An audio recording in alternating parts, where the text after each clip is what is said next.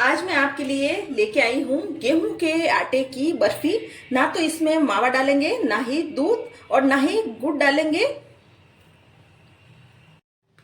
मैंने यहाँ पे ये कढ़ाई ले ली है और 1 चम्मच भरकर मैंने घी डाल दिया है। घी गर्म हो गया है।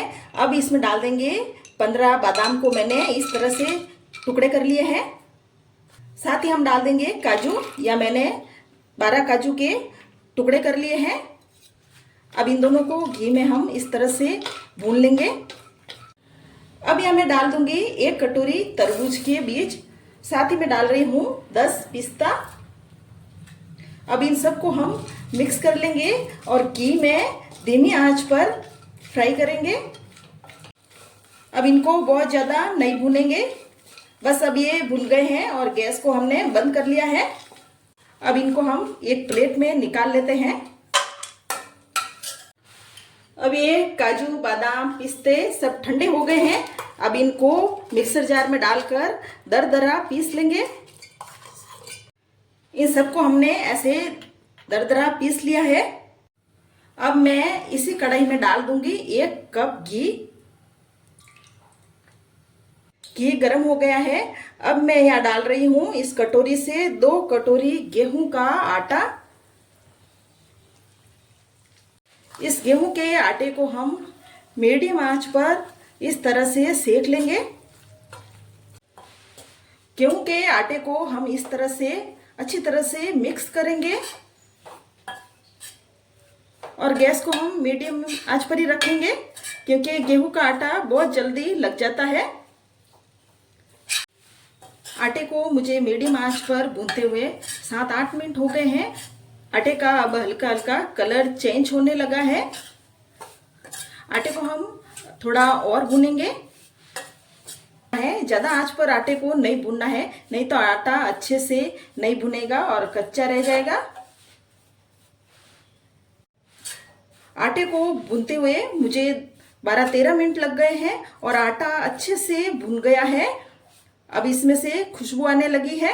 अब हम गैस को बंद कर देंगे। यहाँ मैंने ये बर्तन ले लिया है और इसमें मैं डाल रही हूँ 1 कटोरी पानी।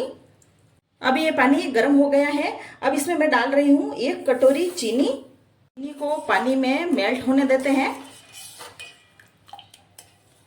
अब इस चाशनी में अच्छी तरह से उबाल आ गया है। इसे उबलते हुए 5-6 मिनट हो गए हैं और इस तरह की चिपचिपी सी चाशनी बन गई है। हमें यहाँ एक तार वाली चाशनी नहीं बनानी है। बस अब गैस को बंद कर देते हैं।